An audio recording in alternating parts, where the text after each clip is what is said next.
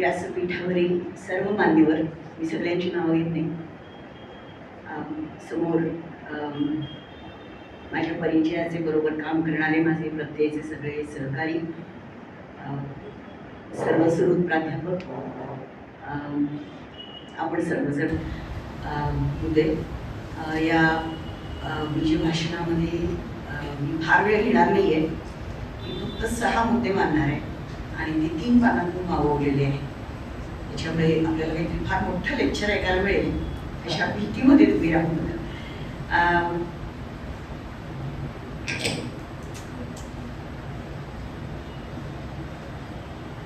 आजचा प्रोग्राम हा खूप सेलिब्रेटरी प्रोग्राम आहे असं मला वाटतं. म्हणजे आपण सगळेजण मिळून दत्ता भगत यांचं नाट्यलेखन उत्साहानं साजरं करतोय आणि साजरा करण्यामध्ये जो एक उत्सवाचा सेन्स असतो, मग त्याच्यामध्ये आपण ढोलताशा नाही वाजवत दरवेळेला, लेझिमे खेळत नाही दरवेळेला, पण इथे मला असं वाटतं की जे लोक नंतर बोलणार आहेत ते सुद्धा काहीतरी खूप वेगळ्या प्रकारची मांडणी करणार. त्यांच्या एरवीच्या अभ्यासावरून शिंदे सर आहेत, पवन खेबुडकर आणि शरद नांबरे सर आहेत, शरद भुताडी आहेत आणि बाकी सर्व आदिनाथ आहेत, दिलीप आणि आदिनाथ. तर ह्या सर्वांच्या विचार मंथनातून एक नवीन आपल्याला काहीतरी दिशा लागेल. पन्हाळ्याला आम्ही एकदा दत्ता भगत सर आले होते, एक मोठं नाटकावरचं शिबिर घेतलं होतं लेखक आणि कलावंतांचं. त्याला आता खूप 32-34 वर्ष होऊन गेली असतील कदाचित, पण त्याची खुमारी आणि ताजेपणा हा अजूनही मला लेखकांच्या मांडणीत, आमच्या नाट्यव्यवहारामध्ये आणि एकूणच इंटलेक्च्युअल जो काही डिस्कोर्स आपण करतो त्याच्यामध्ये जाणवतो. आणि म्हणून मी त्याचा आधार घेऊन काही मुद्दे तुमच्यासमोर मांडणार आहे की ज्या मुद्द्यांच्या अनुषंगाने मला असं वाटतं की दत्ता भगत सरांचं खरं म्हणजे इतकं सविस्तर असं त्यांच्या नाटकांवरचं, त्यांच्या एकूण मांडणीवरचं चिकित्सक असा अभ्यास झालेला नाही. आणि मराठीचे सगळे प्राध्यापक इथे आहेत. मी विनंती करते की थोडेसे काहीतरी आपण जर याच्याबद्दल करू शकलो, आणि केवळ दत्ता भगत असंच नाही तर त्याची नाटकातली एक रिप्रेझेंट करतात ट्रॅडिशन, परंपरा, त्याचंही आपण असंच उत्सवी साजरीकरण केलं पाहिजे असं मला वाटतं. पण हे आता कोणत्याही नाटकाबद्दल बोलायचं म्हणजे नाट्यम भिन्न रुचे जनस्य बहुधात्मिकम समाराधनम असं आपण म्हणतो की खूप वेगवेगळ्या लोकांच्या करमणुकीचं साधन कोणतं तर नाटक. हे तितकंसं खरं नाही आहे, कारण आपण जर भारतीय परंपरेतलं नाटक बसलं, आणि मी इतक्या लांबच्या म्हणजे अगदी संस्कृत नाट्य परंपरा वगैरेपर्यंत जाणार नाही, पण जर आपण साधारण बघितलं आपल्या रंगभूमीच्या इतिहासाकडे तर त्याचा संबंध सरांच्या नाटकांशी सुद्धा नंतर येतो. तर मला असं वाटतं की एक रंगभूमी आहे आपल्याकडे आणि एक प्रोसिनियम थिएटर असं ज्याला आपण म्हणतो, चौकटीमध्ये स्टेजवरती करायचं, आणि एक लोकरंगभूमी. तर लोकरंगभूमी ही खूप काळापासून आपल्याकडे आहेच. म्हणजे गोंधळ असेल, लावणी असेल, पोवाडा असेल, लोकनाट्य ज्याला नंतर अण्णाभाऊ साठेंनी नाव दिलं ते तमाशा सारखा फॉर्म असेल, किंवा मग स्त्रियांची गाणी असतील वगैरे वगैरे सादरीकरणाचे प्रकार म्हणून म्हणते आहे मी. तर ती एक ट्रॅडिशन आहे. आणि दुसरी ट्रॅडिशन ही ब्रिटिश काळापासून सुरू झालेली आधुनिक रंगभूमीची परंपरा आहे. मग आधुनिक रंगभूमी भाषांतरांमधून सुरू झाली. मला भाषांतरकार म्हणून जरा थोडे सांगावं असं वाटतं, आणि महत्त्वाचं आहे, कारण भाषांतरकार हा पूल असतो एक 2 संस्कृतींना जोडणार, आणि त्या पुलावरनं अनेक गोष्टींची ये जा चालू असते. ती त्या काळामध्ये ब्रिटिशांकडून आपल्याकडे येण्याची परंपरा आहे. पण असं समजू नका की केवळ ब्रिटिशांकडून आपल्याकडे किंवा युरोपियन साहित्य आलं. तर आपल्याकडे सोंतायमर सारख्या लेखकांनी किंवा गोएंचे सारख्या लेखकांनी आपलं साहित्यही दुसऱ्या भाषांमध्ये नेलं. म्हणजे मी भाषांतरकारांबद्दल बोलते की त्या पुलावरून आवक जावक बरीच चालू असते. आणि दुर्दैवाने मराठीमध्ये भाषांतराची फारशी भाषांतराबद्दल गोडी नाही फार, असं का हे मला माहीत नाही, पण असं दिसतं खरं. तर एनिवे, तर ह्या रंगभूमीची सुरुवात, विकास आपल्याला दिसतो. एकीकडे पुन्हा फाटे फुटत जातात सगळीकडे. फाटे म्हणजे ब्रांचेस होत जातात त्याच्या. एक आहे ती संगीत रंगभूमी आहे, ज्याचा वेगळाच विचार करावा लागेल. आणि त्याच्यानंतर संगीत रंगभूमीनी रिप्रेझेंट केलेलं एक नाटकाची संस्कृती, आर्टिक्युलेशनची भाषा, या सगळ्याबद्दल बंड करून उभे राहिलेले मग रांगणेकर वरेरकर यांच्या अत्रे यांच्या नाटकांची एक परंपरा आहे. आणि मग त्याच्यानंतर आपल्याला असं दिसतं की साधारण 1960 पासून आधुनिक प्रायोगिक रंगभूमी सुरू होते. आता ह्या रंगभूमीवरती आपण म्हणतो की कोण महत्वाचे लेखक, तर 4 लेखक मला नाटककार फार महत्वाचे वाटतात आणि ते का वाटतात हे मी सांगेन. एकीकडे तेंडुलकर आहेत, आळेकर आहेत, अच्युत वझे आहेत, महेश एलकुंचवार आहेत आणि दुसरीकडे गोपू देशपांडे आहेत. आता दुसरीकडे असं म्हणायचं कारण असं की ज्या राजकीय रंगभूमीची आपण खरं म्हणजे चर्चा करत नाही, ती करायला पाहिजे. ती रंगभूमी आणि ते गोपू देशपांडे हे काही पहिले नाटककार नव्हे राजकीय रंगभूमीवरती. म्हणजे उदाहरणार्थ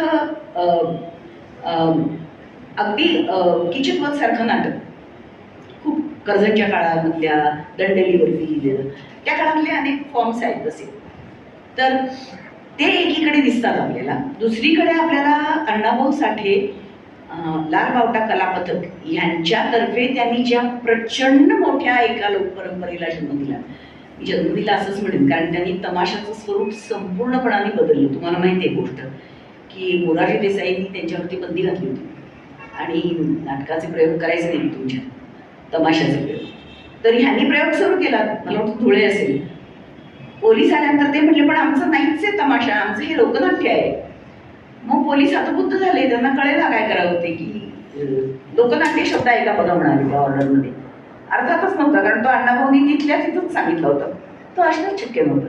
त्याच्यामुळे ही परंपरा जी आहे म्हणजे एकीकडे तेंडुलकर आळेकर वगैरे लोक आहेत, त्याच्या समांतर आणि थोडीशी आधी असणारी ही अण्णाभाऊंच्या राजकीय नाटकांची देखील परंपरा आहे. दुर्दैवाने या राजकीय नाटकांकडे आपण अजूनही सिरियसली बघितलेलं नाही, पण ते फार मोठं ती ब्रांच आहे ज्याच्याकडे आपण बघायला पाहिजे.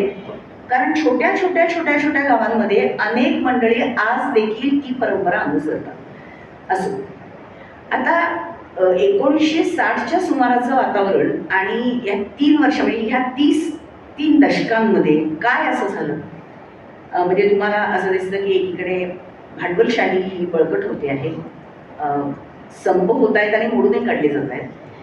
दुसरीकडे दलितांवरचे अत्याचार प्रचंड वाढत आहेत. म्हणजे ह्याच सुमाराला आपल्याला माहिती आहे की दलित बँकेची सुद्धा स्थापना होते आणि ती का होते म्हणजे सगळ्यात गडबडीत मी जात नाही, कारण ते खूप कॉम्प्लेक्स अशी ती असा तो इतिहास आहे. पण यातला जो मध्यम वर्ग होता त्या मध्यम वर्गाने मात्र एक डोळ्यावरती झापडं ओढून घेऊन जगायचा मार्ग स्वीकारला आणि त्याला म्हणजे प्रख्यात मार्क्सवादी विचारवंत आहेत मार्क्यूज नावाचे, तर ते असं म्हणतात की रिप्रेसिव्ह टॉलरन्स म्हणजे हो दे काही चालते, हो दे काही चालते, ही जी मनोवृत्तीची आजही आहे आणि जेनझीने त्याच्याबद्दल आंदोलन केलं, तर ह्या टॉलरन्सचा इतका अतिरेक मध्यम वर्गामध्ये झाला होता. मग तो त्यांच्या खोट्या स्वप्नरंजनाचा असेल, त्यांच्या म्हणजे ऐतिहासिक नाटकांना आलेला वर रायगडाला जेव्हा जाग येते म्हटला संभाजी आणि राजांचा प्रवेश बघायला लागतो तेव्हा सगळ्यांच्या डोळ्यात अश्रूधारा वाहत असतात, कारण त्यांना स्वतःचा एक गोल्डन पास दिसत असतो त्यात आणि जो नाही आता आहे आपल्यासमोर, पण तो साजरा करणं हे त्या ऐतिहासिक नाटकातून त्यांना जमतं, खोटेपणा साजरा करणं. आणि मग त्याच्या विरुद्ध जवळपास बंड करून उभे राहतात ते आळेकर की जे दाखवतात की किती ॲब्झर्ड आहे, म्हणजे भोवती काय चाललंय, तुम्ही काय वागताय, तुमच्या काय तुम्ही एकूणच नाटकं बघा आळेकरांची. तेंडुलकर हे महत्वाचे, कारण तेंडुलकरांनी त्या काळामधल्या अनेक थीम्स आपल्या नाटकामध्ये, म्हणजे उदाहरणार्थ हिंसाचार. आता या प्रत्येक नाटककाराची ना एक आपली भूमिका आहे, म्हणजे ज्याच्यानंतर मी सरांच्याकडे पण येणार आहे, तसं लिंक होतं हे पहा, इतकं इंटरेस्टिंग आहे. आणि तेंडुलकर असं म्हणतात की म्हणजे आत्ता आपण स्वातंत्र्य मिळवलंय बरं, 3 दशकं झाली त्याला स्वातंत्र्य मिळवलं म्हणजे त्या काळात, आणि 2च दशकं. आणि तेंडुलकर असं म्हणतात की हिंसाचार आणि राजकारण हीच एकमेव गोष्ट आहे, माणसाच्या अंगामध्ये एक मूलभूतच असं एलिमेंट DNA आहे की जो हिंसाचाराचा आहे. आणि तुम्ही तेंडुलकरांची सगळी नाटकं बघा, एक माणूस असतो तो हिंसा करायला सुरुवात करतो, तो प्रचंड हिंसाचारी बनतो, तो ताकदवान बनतो, तो सत्ताधीश बनतो वेगवेगळ्या प्रकारची, ती कौटुंबिक सत्ता असेल गिधाडीमधल्यासारखी किंवा इतके पितृसत्ता कथा असेल, किंवा घाशीराम सारखी राजकीय सत्ता असेल, आणि मग तो त्याला आधी मारलं जातं, खूप मारतात त्याला, लोक पडवतात, मग त्याचा बदला घेण्यासाठी तो सत्ता देऊ शकतो हळूहळू, आणि मग तो तेच करायला लागतो. म्हणजे तेंडुलकरांचं म्हणणं असं आहे की माणसामध्ये हिंसाचार करणं ही जी त्याच्या DNA मधली प्रवृत्ती आहे ती सगळ्यात प्रबळ प्रवृत्ती आहे, आणि माणूस म्हटलं की हिंसा आली, आणि हिंसाचार हाच सदाचार असं म्हणते, पण हा आचार बनतो. आळेकर याच्याकडे सगळ्याकडे ऍब्सोल्युटिच्या नजरेने होतं, ब्लॅक कॉमेडी. म्हणजे तुम्हाला माहिती आहे की इकडे नवऱ्याची प्रेतयात्रा काढत तिकडे सफरचंद खाते आहे, किंवा लोक भेंड्या होत्या, त्या मुलाचा, त्या प्रेताचा मुलगा नगरपालिकेमध्ये ते सर्टिफिकेट लागतं ना दहनासाठी, ते आणायला गेलाय. आता काय करायचं तोपर्यंत, चला भेंड्या ठेवूयात. आणि गौरी देशपांडेंनी मला वाटतं फार सुंदर त्या भेंड्यांचं भाषांतरही केलेलं आहे. म्हणजे इतकी ऍब्सर्डिटी की माणूस मेलाय, त्याची बायको सफरचंद खातीये, ते ऍक्सिडेंटली तिच्या हातात कोणीतरी दिलं होतं आणि तिने खायला सुरुवात केली, असं आळेकर म्हणाले नंतर. पण हे सगळं बघितलं की आपल्याला असं वाटतं की काय म्हणजे चाललंय काय हे.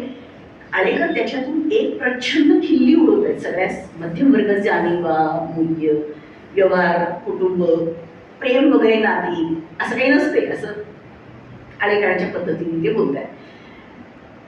गोपू देशपांडे हे ह्याच्यातले वेगळे नाटककार आहेत. मी आता एकूणचार आणि याच्यात जात नाही, म्हणजे ह्या नाटककारांच्या इतकाच महत्वाचा रोल त्या काळच्या दिग्दर्शकांचा देखील आहे ना.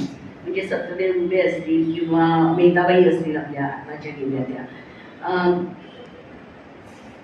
या सगळ्यांच्या व्यवहारामधून, आणि सत्यदेव दुबेनी गोपू देशपांडेंची नाटकं केली. म्हणजे सत्यदेव दुबे ही खरं उजव्या विचारांचे, पण डाव्या गोपूंची नाटकं त्यांनी केली कारण त्यांना त्यातलं राजकीय नाट्य नावाचा जो प्रकार आहे तो भयंकर भावला. आता हा राजकीय नाटक प्रकार काय आहे, पहिले उद्या ते आधुनिक काळातले आहेत ते गोपू आहे. ते असं म्हणतात की म्हणजे याच्यावरती पन्हाळ्याच्या शिबिराचं असं तुम्हाला आठवत असेल तर खूप चर्चा झाली की राजकीय नाटक म्हणजे काय. म्हणजे एखादी व्यक्ती राजकीय असेल, पुढारी असेल, आणि ती त्या नाटकात असेल तर ते राजकीय होतं का, तर नाही, ते राजकीय होत नाही, तर वास्तवच राजकीय असतं. म्हणजे तुम्ही ते कौटुंबिक वास्तव दाखवा, तुम्ही ते चळवळीचं वास्तव दाखवा, पण ते वास्तव ज्या विचार प्रणालींनी किंवा ज्याच्या काय नाव ज्याच्यामधल्या संघर्षाने, ती वर्ग संघर्ष असेल, तो पितृसत्तागती विरुद्धचा संघर्ष असेल, किंवा राजकारण, पार्टी, आणि बेसिकली गोपूच्या दृष्टीने डाव्या पार्टीने यांच्या मधला जो संघर्ष आहे तो त्यांच्या सगळ्या नाटकांमधून दिसतो. आता राजकीय नाटक हे फक्त राजकारण करत नाही, तर ते त्या निमित्ताने आसपासच्या व्यवहारामध्ये कला ही कशी हस्तक्षेप करू शकते, विचारांमध्ये परिवर्तन घडवून आणण्यासाठी एक विश्लेषणात्मक अप्रोच घेऊन त्याच्याकडे पाहण्यासाठी ह्याचं परिवर्तनाच्या ज्या प्रक्रिया असतात ते महत्वाचं असं गोपू मांडतात. म्हणजे गोपूंचे त्याच्यावरचे काही निबंध आहेत ते जर आपण बघितले तर, त्यामुळे प्रभुत्व सत्ता समाजामधल्या किंवा वर्चस्व आणि त्या वर्चस्वाखाली मरून चाललेले लोक आणि त्याविरुद्ध होणारी बंडखोरी ही राजकीय विचार प्रवाहांच्या माध्यमातून या व्यक्ती ज्या असतात त्या ते राजकीय विचार अंगात बाणवलेल्याच असतात. म्हणून उद्ध्वस्त धर्मशाळामध्ये प्राध्यापकांच्या वरती जो खटला चालू होतो त्याच्यामध्ये ते राजकीय वास्तवाचे रिप्रेझेंटेटिव्ह आहेत, ते अंगात बाणवलेले एक आहेत म्हणून खटला उभा राहतो, आणि तो खटला उभा राहतो त्यात कुलगुरू असतात, ते बाहुलं असतात अर्थात, पण बाकीचे लोक म्हणजे मंत्र्यांचा कसा हस्तक्षेप असतो, आणि मंत्री म्हटला की तो दारू पिणारा, आणि म्हणजे मराठी सिनेमामध्ये जे दाखवतात तसं नाही, तर अत्यंत सॉफिस्टिकेटेड अशा पद्धतीने गोपूंच्या नाटकांमध्ये, म्हणजे हे तुम्हाला अनेक नाटकांमध्ये दिसतं, अंधारयात्रामध्ये दिसतं उदाहरणार्थ, किंवा उद्ध्वस्त धर्मशाळामध्ये दिसतं. तो जो माणूस असतो, म्हणजे राजकीय सत्ता संघर्ष हा शेवटी नाटक हे व्यक्तींचं असतं आणि व्यक्तींमधल्या संघर्षातूनच ते उभं राहतं, पण हा संघर्ष उभा राहतो तो ड्रॉइंग रूम कॉमेडी सारखा किंवा ट्रॅजेडी सारखा उभा राहत नाही. म्हणजे घर देता का कोणी घर, असे प्रश्न हे नाटक अजिबात विचारते. हे नाटक विचारतं की तुमच्या सभोवतालचं वास्तव हे आहे, हा माझा संघर्ष आहे, हा माझ्या राजकीय विचाराचा संघर्ष आहे, हे मला काय होतंय हे मला विश्लेषण करून पाहायचं आहे, असं नाटककार जणू काही आपल्याला सांगतो आणि आपणही ते करायला लागतो. म्हणजे उद्ध्वस्त धर्मशाळा वाचल्यानंतर आपल्याला राजकीय विचारांचं काय नेमकं स्थान आहे कला व्यवहारामध्ये तर सोडाच, त्यातही आहेच ते, परंतु शैक्षणिक व्यवस्था किंवा पुढच्या त्यांच्या 1 वाजून गेल्यानंतर वगैरेची नाटकं आहेत त्याच्यामध्ये किती वेगवेगळ्या प्रकाराने ते येऊ शकतं अंगावरती आणि ते असतं आपल्या भोवती आपल्यात, आणि ते पॉलिटिक्स असतं. हे पॉलिटिक्स जे आहे, सत्तेचं पॉलिटिक्स जे आहे, राजकीय विचार प्रणालींच्या मधलं ते गोपण, आणि एक्झॅक्टली तीच परंपरा एका वेगळ्या अर्थानं दत्ता भगत चालू होतात. आता एक महत्वाचा मुद्दा असा होता, ज्या वेळेला मी अण्णाभाऊ साठेंबद्दल बोलले त्यावेळेला मी एक बाब मेन्शन करायला विसरले की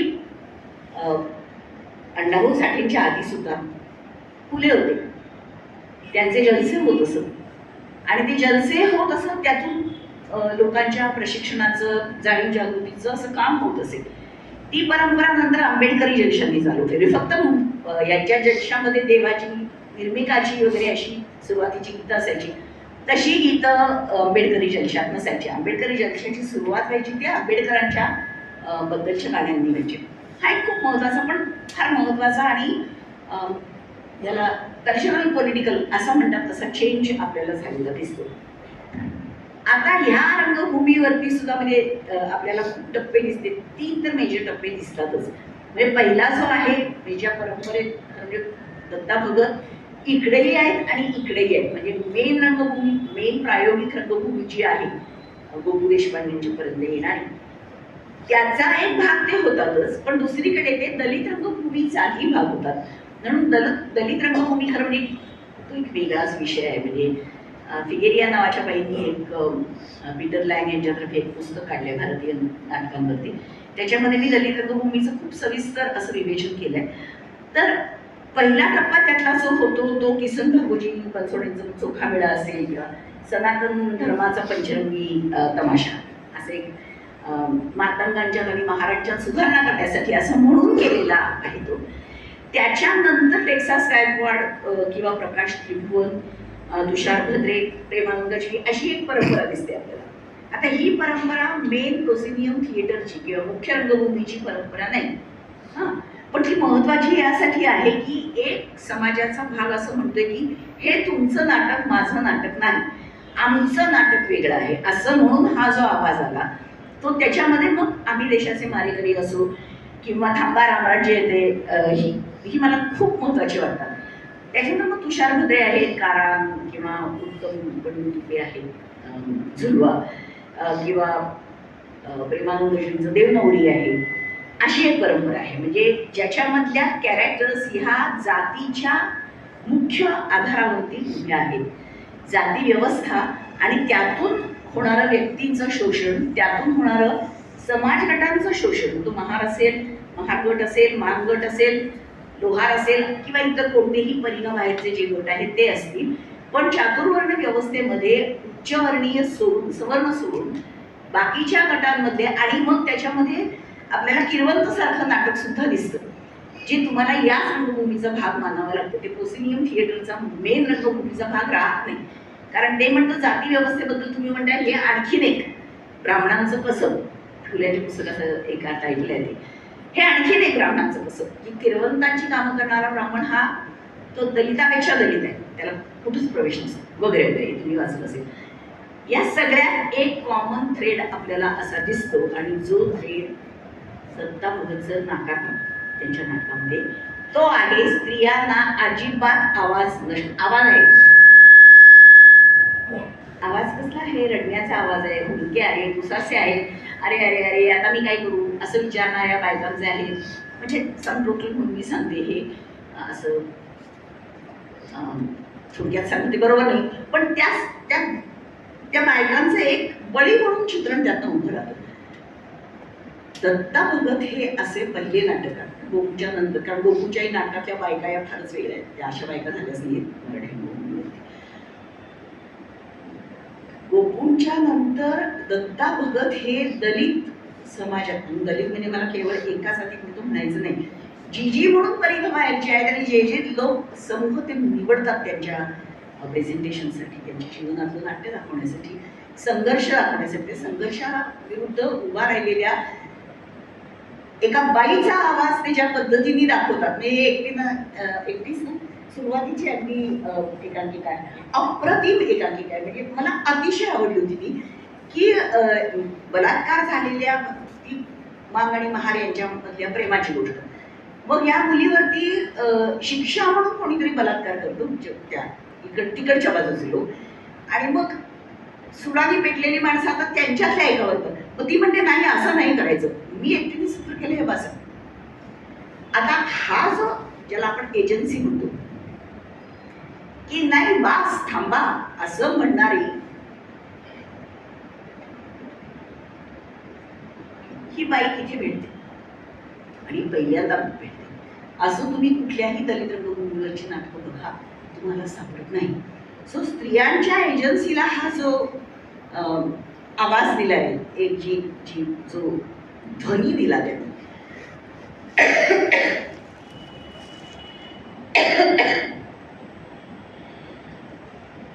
दुसरा महत्वाचा मुद्दा त्यांनी रेज केला. म्हणजे मी त्यांची दोन दृष्टीने मी थोडक्यात मांडत चालली, म्हणून मला तुम्हाला थोडं तुटक वाटत असेल. पण एक लक्षात घ्या की एकीकडे दत्ता भगत हे प्रोसिनियम थिएटरच्या अंगाने जाणाऱ्या प्रायोगिक रंगभूमीचे सभासद आहेत. सभासद या अर्थाने की बिलॉंग्स टू दॅट क्लब. पण दुसरीकडे ह्या रस्त्यावरून उभ्या राहणाऱ्या संघर्षांचं चित्रण, प्रतिरूप हेही त्यांच्या नाटकामध्ये दिसतं. म्हणजे ते एका अर्थाने दलित रंगभूमी आणि प्रस्थापित प्रायोगिक रंगभूमी या दोन्हींच्या एकत्र येण्याचा एक स्थळ आहे, एक सीन आहे असं मला म्हणता येईल. नाटकाचीच भाषा वापरायची म्हणतो.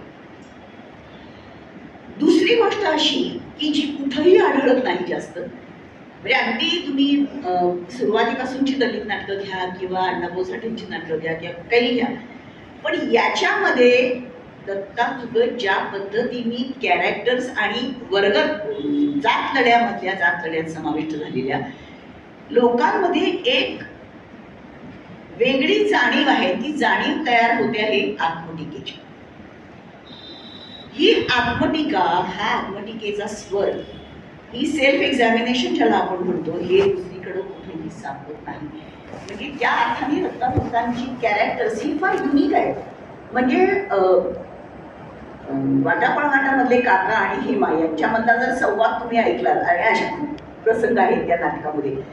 म्हणजे त्यांनी हात मारल्यानंतर ती ओ असं म्हणते, ओ काय म्हणतेस, जी म्हण.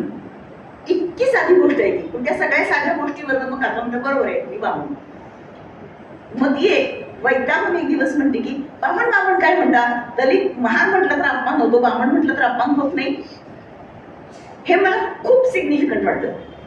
कारण मग तुम्हाला एक दिशा सापडते जाती निर्मूलनाची, की नाही हे कुठल्याच जातीचं आहे म्हणणं, म्हणजे एका वेगवेगळ्या अर्थाने असेल की दलित म्हणून हात मारणं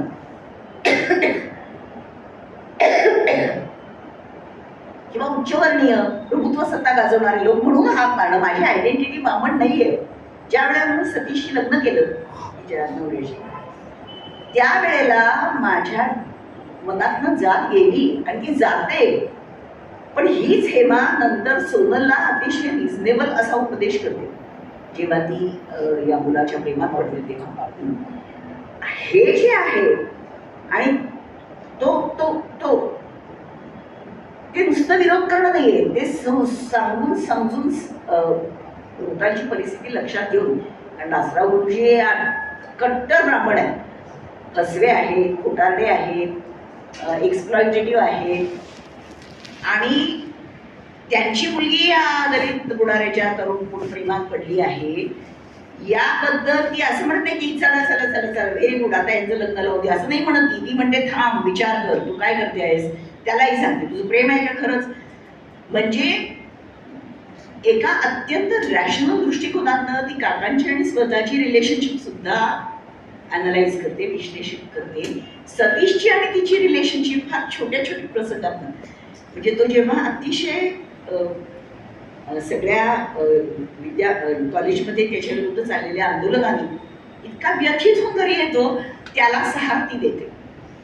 म्हणजे त्यांच्यामधले हे अतिशय नाजूक आणि हे असे मराठी रंगभूमीवरती कधीही आलेले नाहीत असं मला वाटतं. म्हणजे ही जी माणसं आहेत ती खोट्या धर्माच्या विरुद्ध उभा राहतात. इतकंच नव्हे तर नंतर एका युटोपियन जे आपल्याला संजय पवारांच्या नाटकामध्ये सुद्धा कोण म्हणतो टक्का दिलामध्ये सुद्धा दिसतं की आता हा एक आणखी पुन्हा वेगळा आहे की दत्ता भगत आणि त्यांच्यानंतर येणारे नाटककार जे आहे त्यांची सुद्धा खरं म्हणजे कंपॅरिझन करून बघायला पाहिजे. ते संजय पवार असतील किंवा उजळल्या दिशावाले आपले असतील किंवा प्रज्ञा असेल, प्रज्ञा पवार, प्रज्ञा दया पवारांचं घातांत खैरलक्ष्मी नुकतंच ते त्याचं ट्रान्सलेशन पब्लिश झाले, किंवा राजकुमार तांडेंचं शिवाजी अंडरग्राऊंड नगर मोहल्ला असेल. आता ह्या सगळ्यामध्ये ही ट्रॅडिशन कशी कंटिन्यू होते, परंपरा कशी कंटिन्यू होते, ज्याला उद्रेकाची, बंडाची, बंडखोरीची, बदलण्याची, परिवर्तनाची, याची वेगवेगळी रूपं आपल्याला दिसतात आणि त्याची अतिशय निखळ आणि ऑब्जेक्टिव्ह सुरुवात, ऑब्जेक्टिव्ह सेल्फ क्रिटिकल अनालिसिसची सुरुवात ही दत्ता भगतांच्या नाटकांनी केली असं माझं मत आहे. हा थीमॅटिक असा एक हे सोडला तर भगत सरांच्या नाटकामध्ये आणि ज्या पुढच्या नाटककारांनी कंटिन्यू केलं अनेक प्रकारे, त्याच्यामध्ये तुम्हाला कुटुंब व्यवस्थेचं अतिशय विश्लेषक असं चित्रण उभं राहताना दिसतं. म्हणजे एकीकडे जातीचं चित्रण, मग या वाटापळवाटामधून येणार किंवा आधीच्याही अनेक नाटकांमधून येणार सत्ता आणि सत्तेपासून दूर असलेली असं त्या सत्ता राजकीय जाती व्यवस्थेचा राजकीय अर्थ आहे. त्याचं तर चित्रण येतच येतं, पण त्याच्यामध्ये मग कुटुंब व्यवस्था येते, पितृसत्ताकता येते, कार्यकर्त्यांची जी घुसमट होते ज्याच्याकडे कुणीही खरं म्हणजे बघत नाही. कारण कार्यकर्त्याला काय सोसावं लागतं आणि काय तडजोडी कराव्या लागतात, विशेषतः राजकीय व्यवहारामध्ये, विशेषतः म्हणजे पूरग्रस्तांच्यासाठी असलेली घरं आम्हाला का नाही मिळाली पाहिजेत, आम्ही पण पूरग्रस्त आहोत असं किंचाळून म्हणणारा आणि शेवटी व्यवस्थेला शरण जाणारा काही प्रमाणामध्ये असा एक नायक आपल्याला दिसतो. आणि दुसरीकडे आपल्याला असाही नायक दिसतो तो वेगळ्या प्रकारे आहे, जो त्याचं अधिक परिणत रूप असं आपल्याला दिसतं. ते कोण म्हणतो टक्का दिलामध्ये दिसतं, म्हणजे संजय पवारांच्या. ते त्याच्यामध्ये तर प्रत्येकाला अशी जाती व्यवस्थेचं निर्मूलन करायचं म्हणजे एक दलित घरात आणून ठेवायचं. मग दलित घरात आणून ठेवायचं म्हणजे काय, याचं इतकं प्रचंड विडंबनात्मक चित्र आपल्याला या नाटकभर दिसतं. आणि त्याच्यामध्ये जसा दत्ता भक्तांच्या वाटा पळवाटामध्ये शेवटचा सीन आहे की ती याची मूर्ती आणून ठेवलेली आहे, बुद्धाची मूर्ती याच्यामध्ये ठेवायला, बस्तीमध्ये ठेवायला. आता आणि ही प्रेग्नंट आहे, काका नाही आहे, पण काकानेच मागवली होती ती मूर्ती आणि ती आहे घरात आहे. आणि मग ती म्हणते मूर्तीकडे बघितलं की का बघून आणि मला फार समाधान वाटतं. एका नव्या विश्वाचं एक नवा जीव तिच्यामध्ये तयार होतोय आणि त्या जीवाला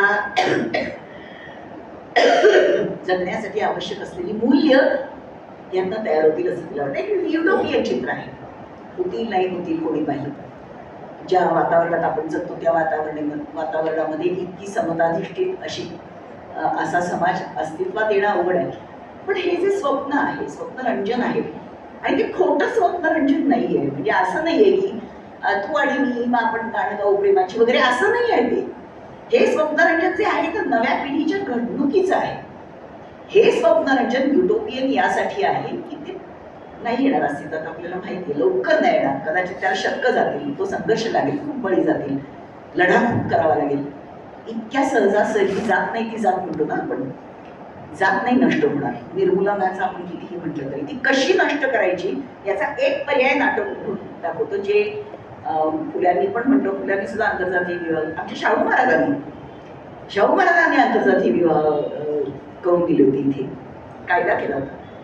आणि त्याच्यानंतर अर्थातच आंबेडकर आणि गांधी सुद्धा, की जर आंतरजातीय विवाह असेल तरच मी लग्नाला येईल, नाही तर मी येणार नाही असं म्हणणारे गांधी. म्हणजे गांधी आणि आंबेडकरांची किती भांडण असो, पण हा जो एक युटोपियन विचार आहे तो दत्ता भगत मांडतात. आणि त्याची पुढची पायरी मग कोण म्हणतो टक्का दिला मध्ये, आता मी त्या सगळ्या पूर्ण विश्लेषणात जात नाही.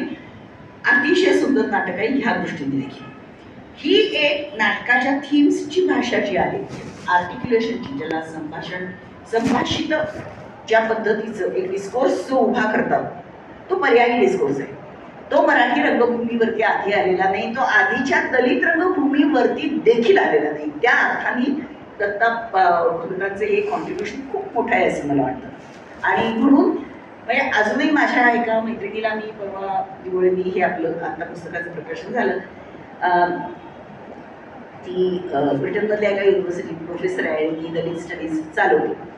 तिला मी ते पाठवलं होतं. ती म्हटली हे नाटक माझं it's one of my most favourite place असं तिने सांगितलं. म्हणजे हे नाटक वाचणारे, त्याच्यावर संशोधन करणारे लोक भारतातच नाही, केवळ भारतात सुद्धा अनेक युनिव्हर्सिटीजमध्ये त्याच्यावरती संशोधन झालेलं आहे, चाललेलं आहे. पण इंग्लंडमध्ये आणि फ्रान्समध्ये मॉन्टेपिलियर नावाची युनिव्हर्सिटी आहे, जिथे माझी दुसरी एक मैत्रीण इंट्रोड्यूट काम करते, तर त्यांनी देखील असं सांगितलं की this is one of the best place because we never seen something like this in Dalit literature. तर मला ते म्हणजे मला इतकं असं, आता काय सांगू तुम्हाला, म्हणजे रक्तातून आपल्या एक सळसळ येते ना, की असं काहीतरी वाटलं की oh I need this to them. आणि हे माझ्या भाषेतलं, माझ्या संस्कृतीमधलं एक अत्युत्तम नाटक आहे जे मी इतरांना दिलं. आता हे झालं त्याच्या थीम्सबद्दल. आणि आणखी एकच मुद्दा फक्त मांडणार, दोन मुद्दे म्हणजे दीड मुद्दा करून. यातलाच एक मुद्दा असा आहे की या नाटकाने प्रायोगिक रंगभूमीला केलेलं योगदान नेमकं कसं आहे. आता प्रायोगिक रंगभूमी म्हणजे काहीतरी उगाच आपलं अर्थहीन करणे किंवा आपल्याला राज्यनाट्य स्पर्धेत असे खूप प्रयोग दिसतात प्रायोगिक या नावाखाली केलेले. पण सगळ्यात महत्वाचा हा फरक जो आहे, इग्नोरच करते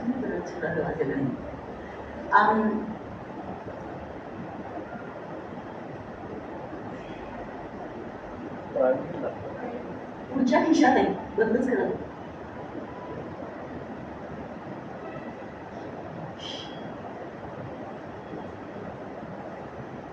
इन्स्ट्रुमेंट ऑफ मास डिस्ट्रॅक्शन असं म्हणतात फोनला.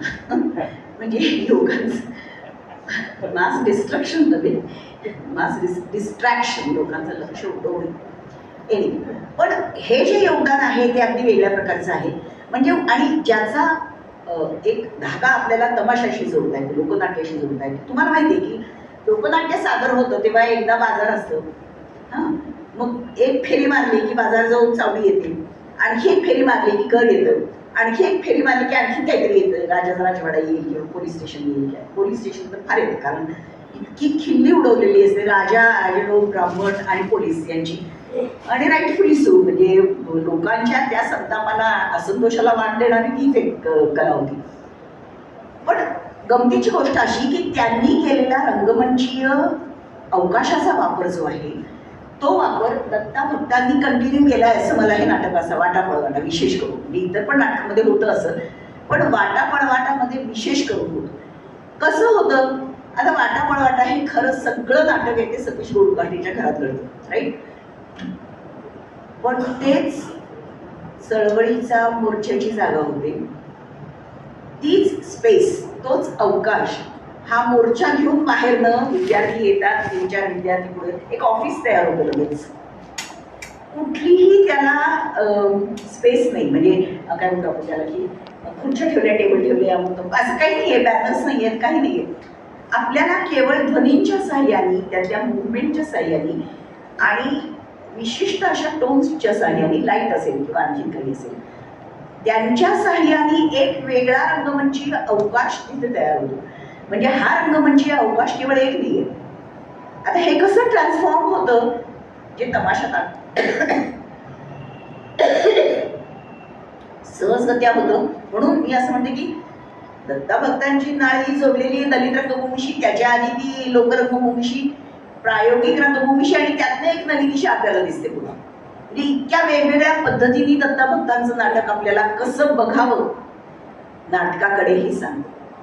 आता म्हणजे अशा जागा आपल्याला खूप सांगता येतील की कुठे काय घडतं आणि ते रंगभूमीवरती एकाच अवकाशात वेगवेगळे अवकाश एकत्र कसे येतात. ही एक, मला नाही वाटत कोणी मराठी रसायन चिकित्सक त्याचा अभ्यास केला, पण अभ्यासाची दिशा होऊ शकते असं मला वाटतं. आणि विशेषतः मराठी नाटकांमध्ये इंटरेस्ट असलेले जर काही असतील ते प्राध्यापक आणि त्यांच्याकडे एमफिल, आता एमफिल पण झालं सोडा, पण PhD वगैरे करणार लोक असतील, त्यांनी हे जरूर तपासून बघावं. किंवा आमच्यात बरेच लोकप्रतिनिधी यंग माणसं आलेली आहेत, कारण त्यांना असं वाटतं की प्रॉब्ली ही सगळी चर्चा आपल्या होते, नाटक करणं महत्वाचं. नाटक करण्याच्या मागे एक मोठी परंपरा असते आणि हा सगळा विचार असतो, हे पण आपण लक्षात घ्यायला पाहिजे. आणि विशेषतः अशा पद्धतीचे नाटककार या सगळ्या स्पेसेसमधून एक नवीन रंगभूमीय मंचीय अवतार कसा तयार करतात अनुभवाचा, हे फार भारी आहे. असं होत नाही कुठे, म्हणजे ब्रेकच्या नाटकात होतं कदाचित, पण भारतीय नाटकांच्या मध्ये तो एकच स्पेस असते. मग तो ते काही असेल, ते भुक्तिप्रिय घराची स्पेस असते, म्हणजे दिवाणखाना असतो, मग ते टेलिफोन वापरणार कोणतरी असते, नोकर असतो वगैरे वगैरे वगैरे. कम्प्लिटली वेगळी जागा, म्हणजे the space gets transformed into a collage of different spaces. हे जे तमाशाचं तत्व आहे की एकाच जागेमधून वेगवेगळ्या जागा तयार करणं, वेगवेगळे मंचीय अवकाश तयार करणं, हे दत्ता भगत अतिशय सूक्ष्मपणाने करतात. शरद सारखा दिग्दर्शक जर असेल तर ते बरोबर बाहेर काढतो. त्यांच्या नाटकांचे इतरांनी केलेले फारसे प्रयोग मी बघितलेले नाही, मला माझ्या लोकांनी काय केले मला माहिती आहे. ते यश असतं नाटककाराचं, की ते अवकाश तयार करणं. म्हणून मला दत्ता भगत सरांची नाटकं ही एका वेगळ्या पातळीवरची नाटकं आहेत, मराठीला एक नवीन डायमेन्शन देणारी नाटकं आहेत असं वाटतं. आता शेवटचा मुद्दा फक्त ज्याच्यावरती बोलतीलच नंतर, पण नाटकाचं भाषांतर एक गमतीची गोष्ट अशी आहे की नाटक म्हणजे डबल टॉक आहे. पण डबल टॉक का, म्हणजे नाटक लिहिलेलं असतं पण ते बोलायचं असतं. म्हणजे नाटक कोणी लेखी भाषा म्हणून वाजत नाही, नाटकातली भाषा ही बोलीच भाषा असते आणि ती वेगवेगळ्या प्रकारची बोली असते. पुन्हा ती वर्तमानातली असते पण तरीही ती वर्तमानातली नसते. इथे जे काय घडतं आणि तिथे जे काय घडते म्हणजे खरंच हा हे प्रेक्षक म्हणून हे वेगळंच आहे काहीतरी. इथे जे काय घडतं नाटकात ते वेगळंच असतं. वास्तव हे असतं, काल्पनिक हे असतं, पण हे पण वास्तव असू शकतं, ते काल्पनिक असू शकतं. असा प्रत्यय आपल्याला काही नाटकं देतात. त्यातलं भगत सरांचं नाटक आहे. म्हणजे उदाहरणार्थ जहाज फुटले आहे सारखं नाटक तुम्ही जर बघितलं, वेगवेगळ्या प्रकारचे अनुभव त्यांना आपल्याला येतात. हे आता म्हणून एक भाषांतरकार असं म्हणते, खूप प्रख्यात आहे ती, की नाटकाचं भाषांतर करणं म्हणजे या इन बिटवीन स्पेसेस तयार करणं, म्हणजे लेखी आणि बोली आणि त्याच्यामधली जागा. आता ही प्रत्येकाला वेगवेगळ्या पद्धतीने जाणवेल, नटाला वेगळी जाणवेल, दिग्दर्शकाला वेगळी जाणवेल, नाटककाराने वेगळं लिहिलं असेल, पण त्याचं त्या फॉर्मचंच ते रूप असं आहे की त्याचं भाषांतर करणार कसं तुम्ही. त्याची साधी गोष्ट आहे की इंग्रजीमध्ये भाषांतर करायचं तर जात नाही चालला इंग्रजीमध्ये, म्हणजे जात साठी कुठला वंश आहे त्याच्याकडे. ब्लॅक्स बद्दल खूप लिहिलं जातं, जातीचं काय करायचं. आता भाषा कशाची बनलेली असते, चिन्हांची बनलेली असते, ध्वनी असतात आणि अर्थ असतात, त्याचं मिश्रण होऊन किंवा इनडिव्हिजिबल युनिट असं आपण ज्याला म्हणतो की ते ब्रेक नाही करता येत. आता जात म्हटल्यानंतर आपल्या डोक्यामध्ये काय काय काय काय उभं राहतं ते सगळं हा प्रयोग मराठी प्रेक्षक वाचतात बघतात वगैरे त्यांना माहीत असतं. म्हणजे आपल्या छोट्याशा शब्दांच्या मोठा डोलारा उभा असतो अर्थाचा आणि सामाजिक व्यवहारांचा. त्याच्या भाषेत मुळात जातच नाही. त्यात तुम्ही त्याचं काय करायचं, ते कसं तुम्ही प्रत्यंतर कसं देणार त्याचा अणू. म्हणजे भाषांतर ही जर एका भाषेतल्या अर्थाची दुसऱ्या भाषेमध्ये अंतरण करण्याची प्रक्रिया असेल तर तुम्ही कसं करता भाषांतर. अजिबात सोपी गोष्ट नाही. म्हणजे कवितेचं भाषांतर सोपं आहे, कादंबरीचं सोपं आहे, वर्तमानपत्रीय भाषेचं सोपं आहे, पण नाटकाचं सोपं नाही. आणि दत्ता भगतांच्या सारख्या नाटककाराच्या नाटकाचं भाषांतर ही अवघडच गोष्ट आहे.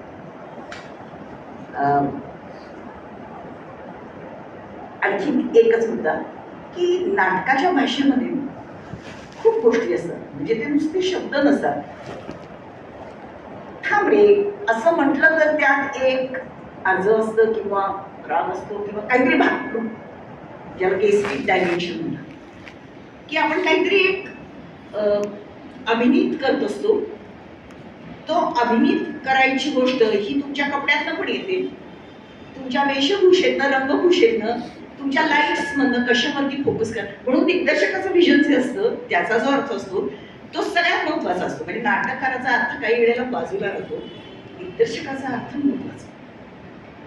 त्यामुळे ही जी गेस्टिक डायमेन्शन आहे, आता हे सगळं ठीक आहे बोलायला, भाषांतरात काय करणार तुम्ही? भाषांतरात लाजणं कसं दाखवणार, राग कसं दाखवणार, इकडून तिकडे येणार जे पोझिशन. म्हणजे गोकुलनी सांगितलेली एक ही आठवते मला, की उद्ध्वस्त धर्मशाळाच्या एका प्रयोगामध्ये श्रीराम लागू एक पेपरवेट घ्यायचे आणि एक अतिशय तणावग्रस्त क्षण असतो तेव्हा तो जोर जोरात इकडून तिकडे हाताने ढकलायचे, इकडून तिकडे, आणि त्या एका छोट्या गोष्टीतनं इतक्या प्रचंड तणावाची जाणीव व्हायची, आवाज यायचा, ताण असा वाढत वाढत वाढत वाढत चाललाय, असं ती स्पीड वाढायची. आता हे नटाचं पण कौशल्य आहे.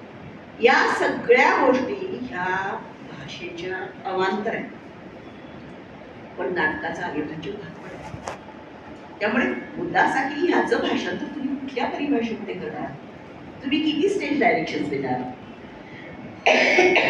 आणि हे इतकं संस्कृती सापेक्ष आहे.